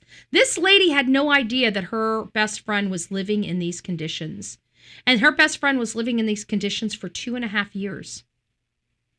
Are these people that have been removed from their best friend's life for 2.5 years really the best people to come to bat for her? Because they acknowledge a little later here that they were shocked to see her living like this. And we learned she's been living like this for 2.5 years. So where's Cheryl been for 2.5 years? I will tell you where she's been. She was kicked to the curb by Malehya because Malehya kicked everybody to the curb because she decided to embrace a drug addiction with a drug addict. That's why. And now she's got these people fooled because they're talking about the Malehya they knew 2.5 years ago, not the creature she's become after she met Daniel. That's why. That's First my time opinion. Over there, never met anybody over there. Never met anybody. Just didn't feel very welcoming. Do you want to speak to why 2.5 you hadn't been years over there? Kind of lost touch with Malehya after she had moved over there. Well, And I feel bad about not keeping in touch with her, but I didn't know how else to get a hold of her. What were you surprised? because she kicked you to the curb to live this horrible drug addicted lifestyle. And I guarantee you the weight she's losing right now probably is because she can't keep her lips off a pipe. Just saying. About when you got there? The conditions that the kids were living in, things that we had learned through looking for the kids. A lot of the speculation has been, why did Malehya and her family leave and not come back? Mm-hmm. Anything you'd like to say about why that decision was made? She had left because we weren't leaving her there. What concerned you the most? Just the condition of the house. I mean, The condition I know was that bad. Not everybody has a fancy house. Not everybody is rich, but there's things that you can do to improve your living conditions. Yeah. Like if you're going to spend $200 or $300 on this above ground pool for the kids, maybe take that $200 or $300 and buy wood to fix the holes in the floor. Like, why are you putting up a new fence when you need a new floor? It's just logical things like that. Because she never grew up that way. Her mom always had a nice clean house, and her grandmother always had a nice clean house. So it sounds like it wasn't clean. That's how she was. That's what she was. It was a disgusting That's home. one of the things I'm very familiar with her too. Like, I'd be going over and she'd be like in the middle of like cleaning or doing some type of like chore for the day. So they're used to Malehya being like, what did they think happened to their best friend? She disappears from them for 2 years. Her kids are missing now. She's living in a dump. She's living around drugs and substances with the children, and they think their friend has no culpability in any of this. I would say her friends are very foolish. And so how are you supporting her now through this? She has been here pretty much every day since the kids went missing. Yeah. We just try to help her and guide her in the right direction and Guide her in the right direction. The hope that the kids will be found. Guide her in the right direction. Why does anybody need to be guided in the right direction if they're not going in the wrong direction? The support that she needs to like navigate it, either like emotionally or just us being there, like talking about what she could do and like how it might be like a benefit. Yeah. How is she doing? Not great. I've noticed a significant decrease in her weight since the kids have gone missing. She's just trying to take it day by day. Okay. And so how did the rest of that week go? It was hard, especially the 6th day when they scaled back the search and gave the Mind you, her mom, Malehya's not there. It was hard to hear that, but we never gave up the hope of finding them. And we still don't. And I understand there was a request for an Amber Alert. Yes. Can you tell me about that? We had asked for an Amber Alert a few hours after the kids had went missing, and we were told that they were working on it. So they had to send it to their supervisor, whoever deals with the Amber Alerts, and it come back saying that it didn't meet the criteria because apparently you have to have like a suspect or reason to believe that they could have been abducted. So all we got law was enforcement, vulnerable. law enforcement at the gate did not believe these children were abducted. Because if they did believe they were abducted, they would have gotten that Amber Alert. Missing person alert, and it only went to Pictou County, Antigonish, and Truro, I believe. So it didn't even go like Nova Scotia wide, just those 3 areas. So that was pretty disappointing. So you were told there would be an Amber Alert coming? Yeah. They said they were like we'd ask them every hour, and a lady would tell us that they were working on it, and yeah. And then we never got one. We were disappointed, but it also gave us reason to think that they thought they were in the woods and that they were going to be found. Not one time thinking that the reason why you didn't have an Amber Alert is because they might think that the parents had something to do with it. I'm sorry. I believe Malehya knows something. Her leaving, like when a mom leaves the scene where her 2 young children are, that is never good. Okay? Because moms just don't leave. And moms will not believe that their child is missing or gone, dead, gone, never returning until they see that child dead. They will never believe it. Even when they know it, even when their body's telling them, even when they have that subliminal messaging between them and their child and they know that that messaging has been disrupted, they still believe until they see their child with their own eyes. So for her to leave this area and never come back, I mean, not even during the day when they're searching, just to be there in case they have any questions or they find their children, that is very, very, very, very odd and very much a red flag in my book. It doesn't make sense to me. And that nobody took them. And you've both been out there. We met at the volunteer search back in November. What were your impressions going back to the scene then? I almost felt sick. We were hoping that we would... Why wasn't the mother there? Her friends were there, her family was there, but not the mother. The mother is in hiding. That is a red flag, because you know what? Mama bears, they don't care what people think or feel or anything. They just want their child back. They don't care. You want to call me a horrible mom? Call me a horrible mom, but do it while you're looking for my damn kid. Right? Whatever the case may be. We're not getting that from her. That's what's making me realize she knows a lot more than she's saying.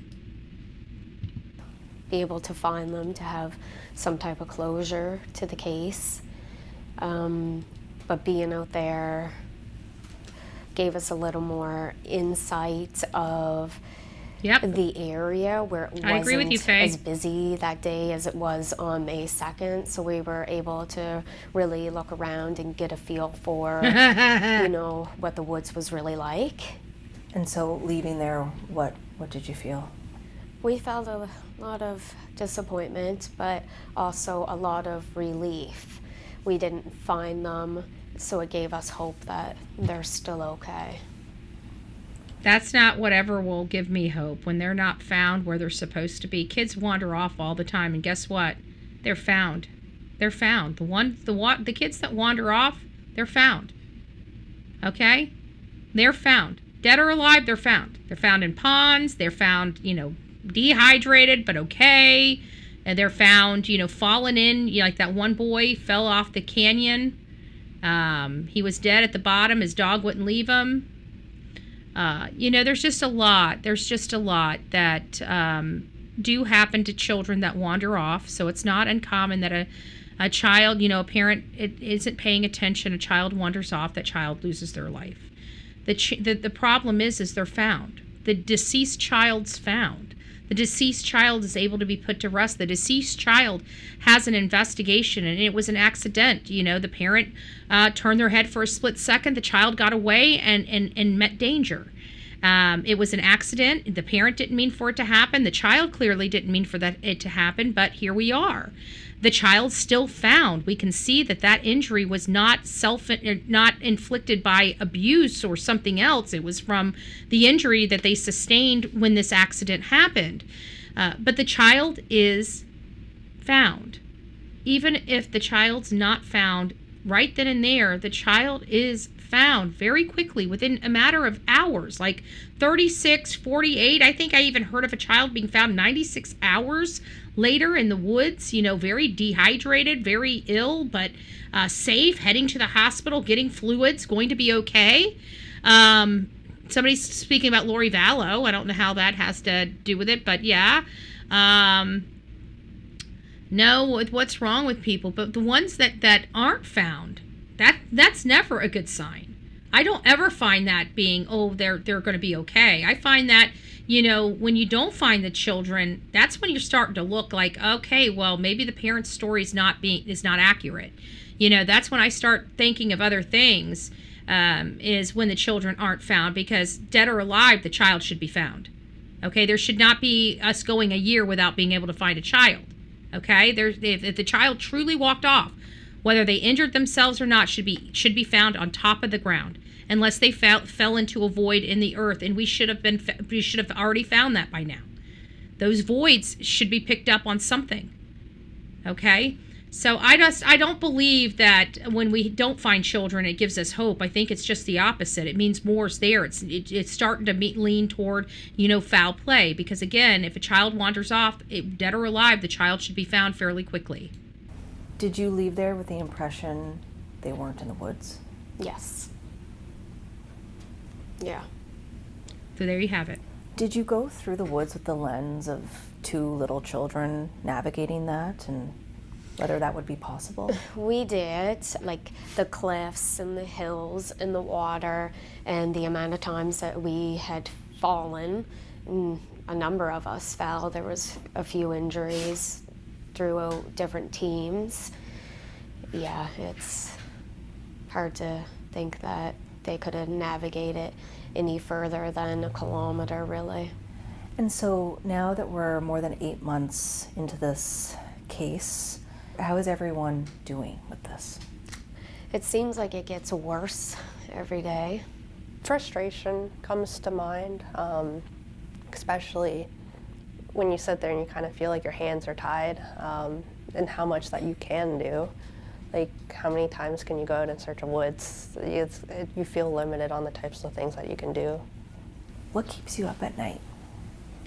I will honestly say that these friends of hers don't believe she has it in her to do this, but they kind of, in my opinion, how reluctant they are to say, just how quiet they are. They're answering very pointed questions and stuff like that. I think they are smart enough to know that there's more here. I also don't believe they're completely ignorant that their friend may not have had anything to do with it.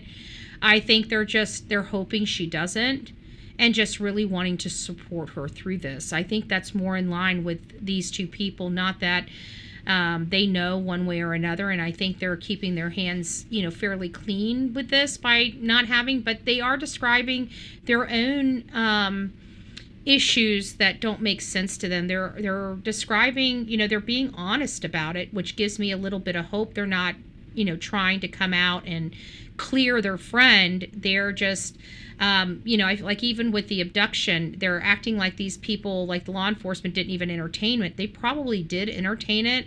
It was just eliminated by another fact. It made that path forward may have been eliminated because of facts of the case that these people here, her friends, are unaware of. And while Malehya's probably saying, but if they just did the Amber Alert, we would have found them, and they're kind of believing her, not realizing that they did look into the allegations and knew these children weren't abducted. And that's exactly why they didn't get the Amber Alert, because they weren't abducted.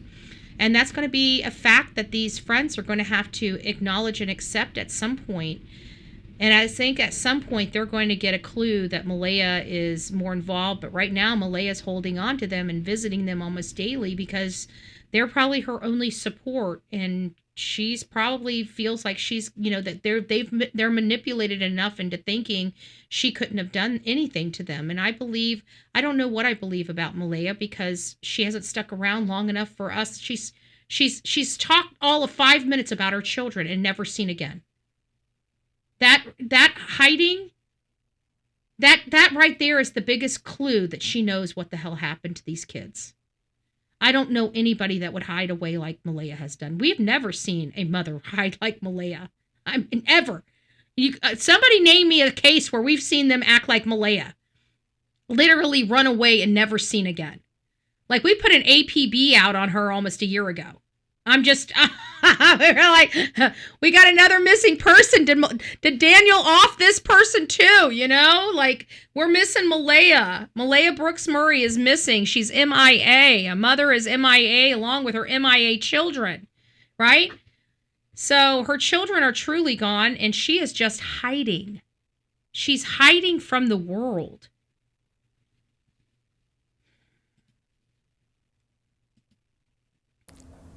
I feel like it's just trying to piece together like what happened, because if maybe you could figure that out, then like you would know where they might be, but it's just the not knowing. Yeah, we don't really have any direction, so we're not sure which way to go. There's a lot of components to this case, and you worry about if you're missing something, or if you know something that's, little that could matter. What's not adding up for you?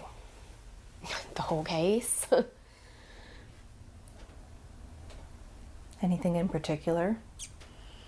The different stories we've heard over the last several months. If you don't know what happened, then there shouldn't be any stories. It should be, I don't know. And yeah, that's very frustrating when you have so many different people telling so many different stories. It makes it hard to figure out what really happened. Let's dive into that. So stories are being shared, lots of speculation online, particularly YouTube shows. Yeah. Tell me about that. What's that been like? The internet can be a great thing, but it also can be a really terrible thing. We have met some really great people through this whole... I find it always funny that, social media, when you agree with people, they think you're the best. But when you disagree with them, all of a sudden you are this horrible person, right? So when everybody agrees with everybody and hook, line, and sinker with the bullshit story, then everybody's okay. But as soon as we're not buying into it, nobody seems to like us, right? Nobody seems to like us. So I just find that, maybe, and I do know that there are some crackpots on social media, okay? Not everybody is like the Bullhorn Betty channel. I get that, but there are some boneheads out there that just say wild crap that just doesn't make sense. But what can you do, right? Go to reputable channels, that's all I can say. Tragedy, and we've also met some really mean, nasty people. There's a lot of speculation, a lot of theories, a lot of blame. Yeah, that's how it works. It's been really hard. It's definitely toxic is the word to use, and frustrating. It can take away from the main point of the case. But at the same time, at the end of the day, I guess you don't know what little thing might come up on there that could actually benefit it. And there How you go. has it affected your life? Probably in the fact that it's can be time consuming. I've had people post my address online. I've had people sit across the road. take pictures of my house. Welcome just a to lot the club. of nasty things. In the beginning, a lot of people blamed us for having the kids. A lot of people don't know the dynamics around the situation and know that we didn't speak to Malehya for almost 2 years prior to the kids going missing. And again, if you don't know what happened to your friend and now all your sudden your friend's back in your life and she's a little different than she was when she left and her 2 children are missing and she threw you out of her blessed life for 2 blessed years so she can go on her little bender with her boyfriend that ended up costing her 2 children her life. And now you guys are up here for bat for her.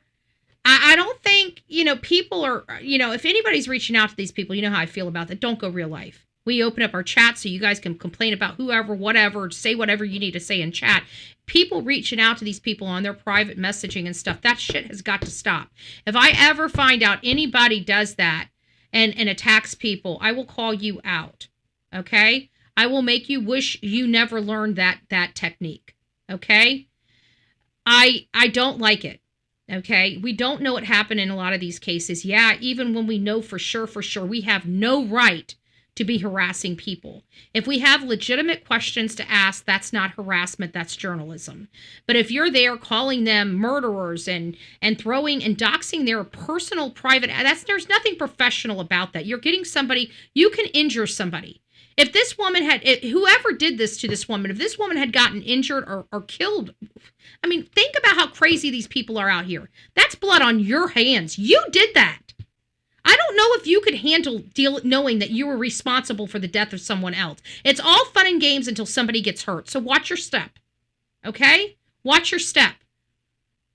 But getting out and showing up at people's houses, in all fairness, public roadways, there's not a whole lot you can do about that. There's not a whole lot you can do about that. But people don't need to be calling people and harassing. Going out there and saying, blah, blah, blah, doing your little spiel out in front of is one thing. Calling people, harassing people, that's another thing. Going up and knocking on their door to ask them questions for journalistic purposes, that's not harassment, okay? So there's a lot, there is fine lines here, but it's awful because Malehya threw these people out of her life for 2 years, and then she comes back missing her children and basically expecting these people to stick up for her. They have no idea. This woman has been sucking on a freaking pipe for 2 years, and now her children are gone because of her life choices. And she runs back to the 2 people that want to believe her more than anybody else in this world. I feel bad for her friends. Because when the reality does finally come, they are going to be sorely disappointed. And I hope they're already making mental preparations now. Because Malehya's behavior defies logic. No mother acts like this. And if you don't believe me, Cheryl, I want you to ask yourself what you're willing to do if your child was missing. And if you are going to hide under a bunker somewhere instead of being out there looking for your child, then maybe you're okay with Malehya's attitude. Maybe you're okay with her behavior. But if you would burn down the world to find your child and you see her hiding like a freaking coward when you would be taking on the emperor to find your child, that should tell you all you need to know, Miss Cheryl. And that's not Bullhorn Betty being mean. That's Bullhorn Betty speaking common sense. We didn't know where she lived. For you, Angeline, seeing your best friend going through this, what's that like for you? It's definitely highlighted seeing how her world has turned upside down. It's where I look at the social media a lot. It's seeing the lack of empathy or the lack of people wanting to be open-minded and understanding and constantly blame her. I find that. Well, the reason why we blame her is because, again, the mommy theory, okay? We have a lot of mommies in our chat, a lot of mama's bears. And when we see a mommy running away from a scene where her children disappeared without her children literally the day after they disappeared, that is not normal or natural. because mamas have mama bears, and their mama bears come out in them when their children, when their cubs are not with them. You see a different animal come out in a woman when she doesn't know where her children are. And so when you find a person that wants to hide away from the public, hide away from help finding those children, that's usually a very good indicator of something, and it's not good. So I understand her friends are very optimistic. Her friends seem like very sweet people. Let's be honest. I mean, especially this one right here. She's, you know, she just seems like a very sweet person. I feel bad for them, and I feel bad for the life lesson they're about to learn. But, you know, we do this every day, day in and day out. You know, people that are just dealing with this for the first time may not know the statistics, may not want to believe it. But at the end of the day, Malehya knows more. We know she knows more because she's been hiding all these months from the world. Nobody does that when their children are missing. Literally nobody, except guilty people. She's acting like a guilty person. That's why she's been treated like a guilty person. That's what really bothers me the most. But at the end of the day, like, they don't know her. I know her. Ah, you didn't know. I'm a stranger to them. Like, how are they going to trust my word? Oh, hold on. And you have people who turn around and say, well, you think. First of all, honey, you do not know her. You knew her. You knew her before she got on the drugs. You knew her before her children were murdered. You knew her when she was a different person. I used to be a very sweet, naive, doughy-eyed little girl until the world kicked me on my ass and kept kicking me. Now you've got a pretty rough-looking woman in front of you that doesn't really give a crap about a whole lot of people, and it took a lot of beating to get me here. Right? A lot of hitting my head against hard surfaces, a lot of running against those hard walls. Now nobody pushes me around. Why? Because I've been pushed around long enough. And you got to think of it like that. This lady is not the same woman she was 2 years prior to this. She is a different woman that went through a different lifestyle, and now she's missing her kids, looking for somebody to save her ass. So while they're saying that we don't know her, no, honey, you're living a dream because you don't know her. You may have known her, but the person you knew 2 years before this is not the person you're dealing with now, honey. Unfortunately, it's just not. So you can blame all you want, but I know I'm right. I'm 100% right about that. I think you might know someone. So it feels like a never-ending battle, and she's not a bad person. She's not a bad mom. I guess if you know Malehya, you would know that that isn't out of the ordinary for her. That's just who she is. She was always quiet. She was never a confrontational person. She's like very shy.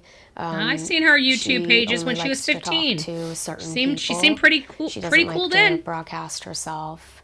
She broadcasted herself to a whole world. It's just the way she is.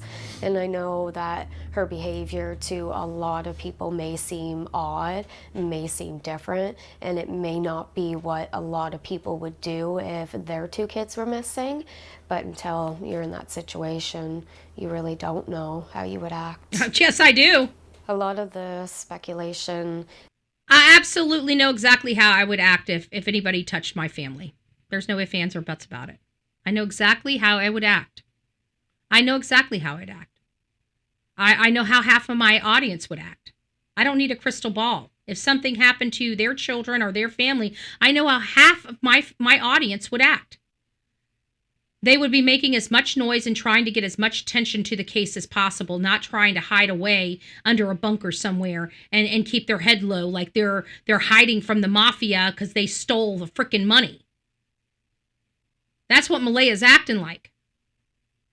Why? Because she's got a guilty conscience. And I'm sorry your friends are too blind to see it, but that's not my problem. They can call, oh, Betty's so mean. All these content creators are so mean. All right. You guys got a wake-up call. Your wake-up call's coming. TikTok, it's coming. It's knocking on your door, too. And then you guys are going to have to come to realization of what's really going on. At some point, you guys are going to have a come to Jesus conversation with yourself. Sorry, you guys are saying none of this makes sense. Maybe it's because the people that are telling you ain't making it make sense for you. Why? Because Malehya's lying somewhere. Is towards Malehya, that Malehya knows where the kids are, that she had something to do with their disappearance. Some people have even gone as far as to say that she murdered them, or that they're on the reserve being hidden, which is absolutely ludicrous, insane. which I said. If people but don't her think kids that are the at this OCD point, I haven't believe looked her into kids that her kids after are murdered. I believe her kids are gone. I mean, kids just don't disappear this long and then pop up. I mean, yeah, we hear about it once in a blue moon. There is an outlier out there that has survived. That truly was an abduction where they wanted the kids and stuff like that. And we'll hear about it in 20 or 30 years or whatever the case may be.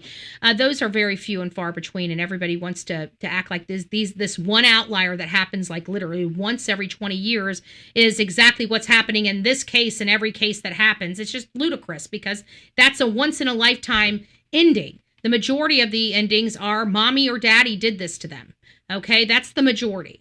So until we see something that proves that we're not in an outlier situation, we're going to go with this being a statistical situation. There's domestic violence inside the home. There's sexual assault inside the home. It makes you wonder what Daniel did to the children. I'm sorry, it does. Now we have children missing. We got a mom leaving within 24 hours of the children missing and never returning back again. And we've got a stepfather that has just been recently arrested for sexual assault. So we've got problems. This is not a normal household. There is definitely something that went on in this household. And yes, I do believe that now the children are gone. 8 months it's just beyond me. And how does the intense spotlight internationally for this case contribute to that? In some aspect, we think it's good because we want to keep them out there.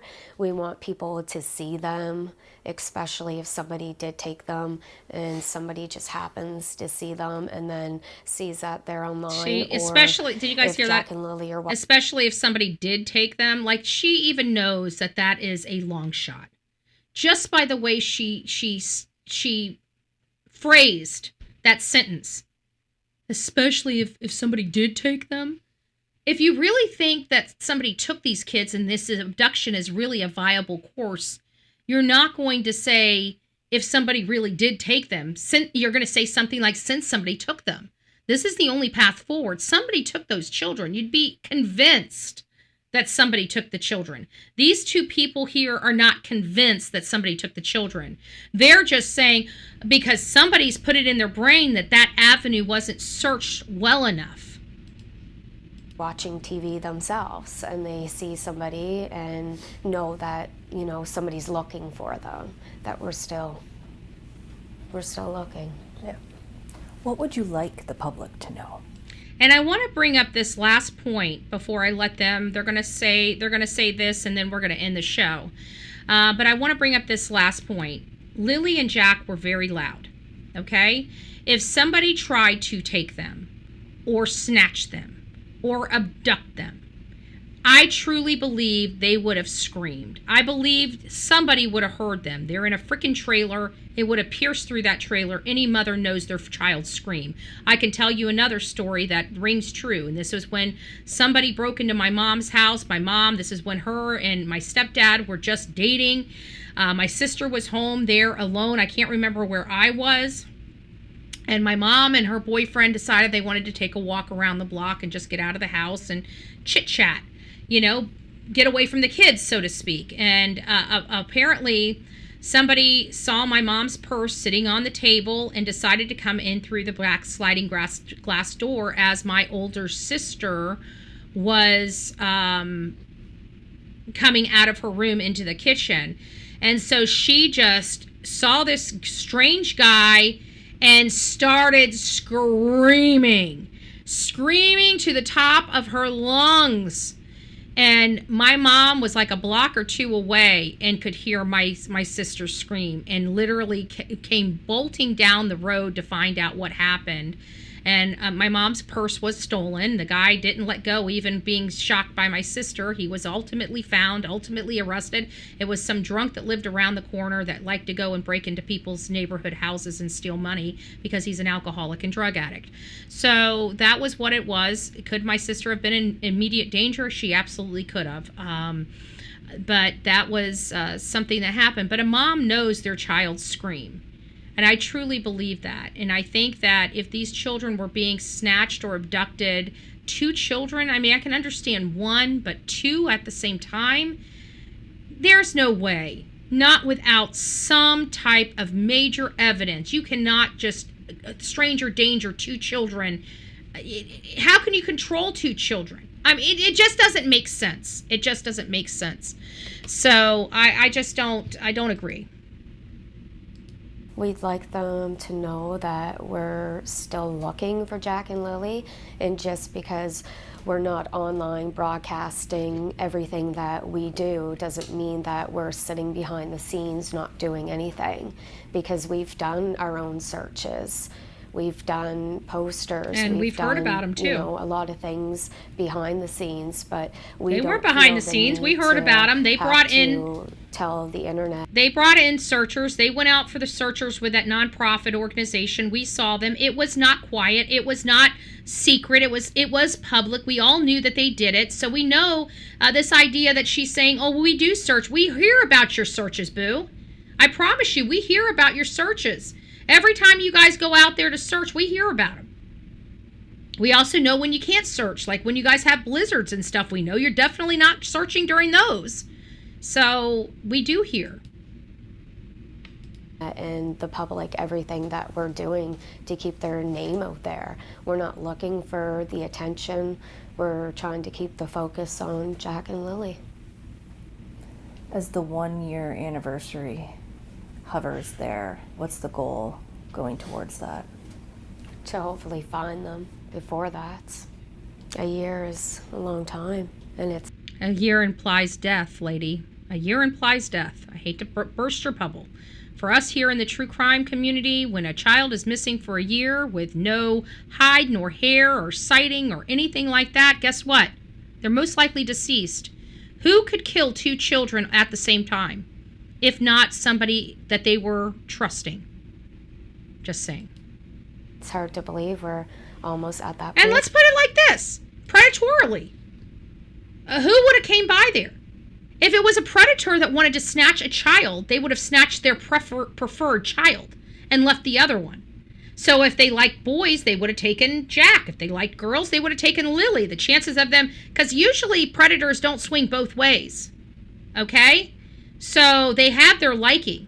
So one of those children would have been left behind if it truly was an abduction like this. 2 children disappearing at the same time. At the same time, siblings. How rare is that? That is ultra, ultra rare. You know what other 2 children disappeared at the same time? The West boys. They were reported missing at the same time. Guess what? They weren't. They didn't disappear at the same time. They actually disappeared months apart from each other and reported at the same time. This is not going to be the case with Lily and Jack, though. And the reason why I say that is because they were observed on a camera together with the family on the 1st at the Dollarama in New Glasgow. So I do believe both of the kids were alive and healthy on the 1st. We don't know what happened the evening and into the 2nd. When it came to those children. So they searched one time. Yeah. So they're trying to imply a little bit more. I think I think the way I'm kind of gauging them and their appearance, I don't think they're believing that their friend's not culpable. I think that in the back of their mind, they know. Or have a theory that she, I'm not going to speak for them because I don't know them. But I have to think that they do have a theory that, I would presume. I don't know for sure, but I have to presume that they do have some type of knowledge that it's possible Malehya knows more. points. It's hard not knowing. It's hard to think that they possibly could be in the woods and that we may have missed them, or that somebody took them and they could be anywheres after 8 months, or, the possibility of somebody hurting them. It just, all those things you think about constantly. Do you ever have a day when you think, okay, this crying. must be what happened? Or All is it the time, yeah. That's upsetting for her. And then, does that change? It does, yeah. You always see something new and you're like, oh, well, maybe this happened. And then you go back to square one and, yeah, we're almost at a dead end, basically. But when it comes down to it, it's just not adding up? No. It didn't from day one. Cheryl, what's making you tear up right now?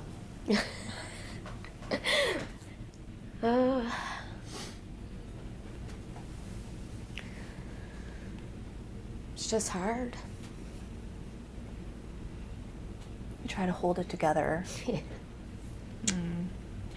How much of your day is spent holding it together? I mean, you're there with Malehya constantly.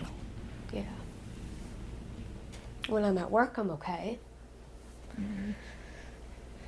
It's hard. It's hard trying to cover for a friend, or because like I said, I truly do believe they in the back of their mind, just like, because they seem like normal people, and let's be honest, we all theorize, even if we're we try to be supportive for our friends and stuff like that. We know that it might not turn out the way we think it is. We still try to be a good friend and stuff like that, but I think that's what it is that they're just brokenhearted over these kids. And, she wasn't even around her friend for 2 years. Your friend wasn't even loyal to you. She chose drugs and a piece of shit over your friendship. And the only time she came to you for refuge was when her kids were taken or murdered or God knows what else. I feel bad for her friends. But she's got good friends that are, at least trying. So she's very fortunate to have that. If this was my best friend, I don't know if I could. I don't know.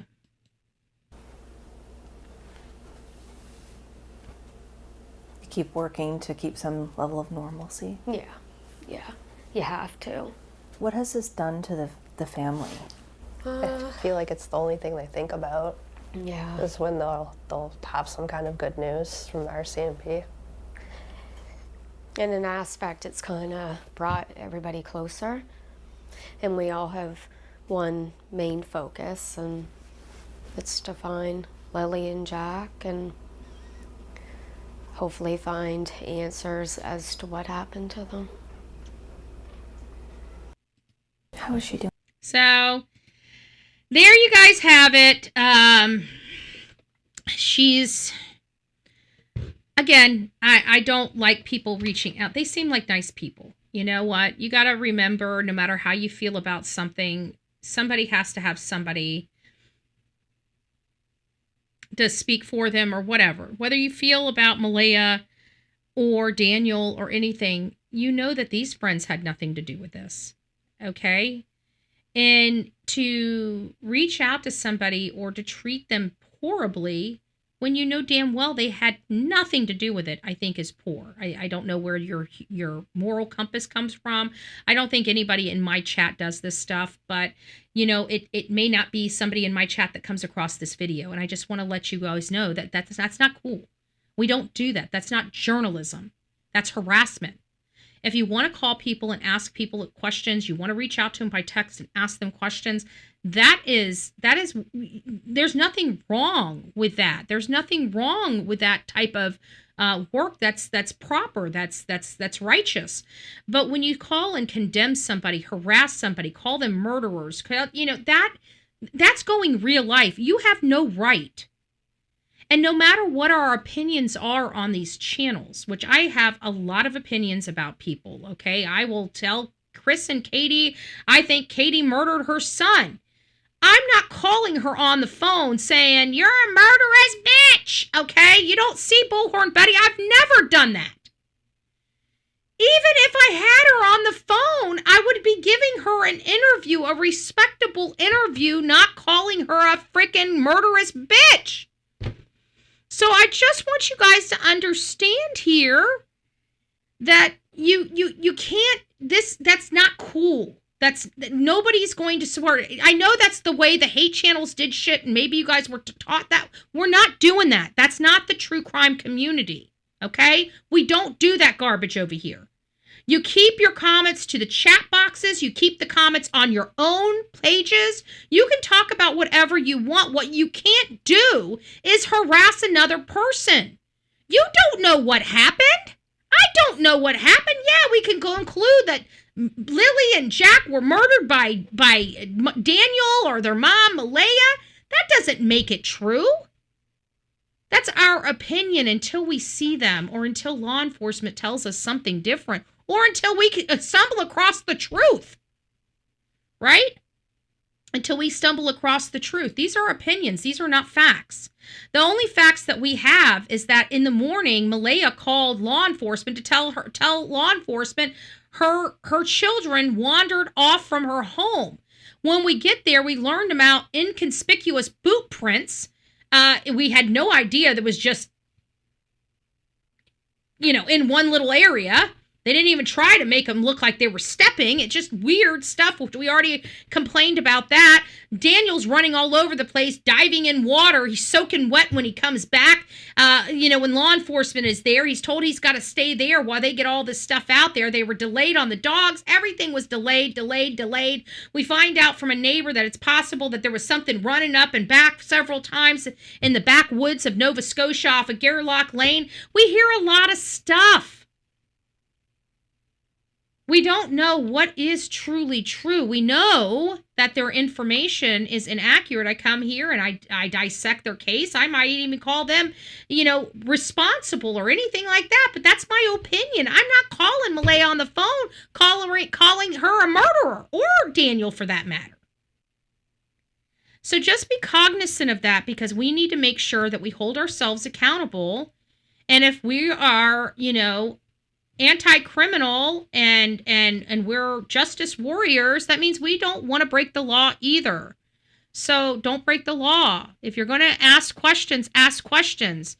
Calling them up, if you see them in the road and you want to scream at them, walking by them, that's unfortunate. First Amendment rights here in America. I don't know what it is over there in Canada. But what we don't do is we don't pick up the phone and start calling these people and taunting these people. Okay? That's not what we do. When do we become taunters? We investigate these things on a journalistic aspect. If we find something that we can advocate for, or change a law, or do something like that, then we fight for those changes. That's what we do here. We don't attack people here. We want people locked up, but we're not attacking people. So let's please be kind. I don't like Malehya for this. I really don't. I think she is culpable. I think she allowed Daniel to hurt her children. But I think, as many people do, this is going to probably be a Daniel thing, not a Malehya thing, or a both of them thing, not just a Malehya thing. So I feel like Malehya's hiding and being quiet because she knows more. And I truly believe that. Nobody's going to be this scared of the public unless they know they fucked up. Excuse my language, but that's the bottom line. This lady messed up, and she knows she messed up, and she is too scared to face the music. And we're brutal like that online.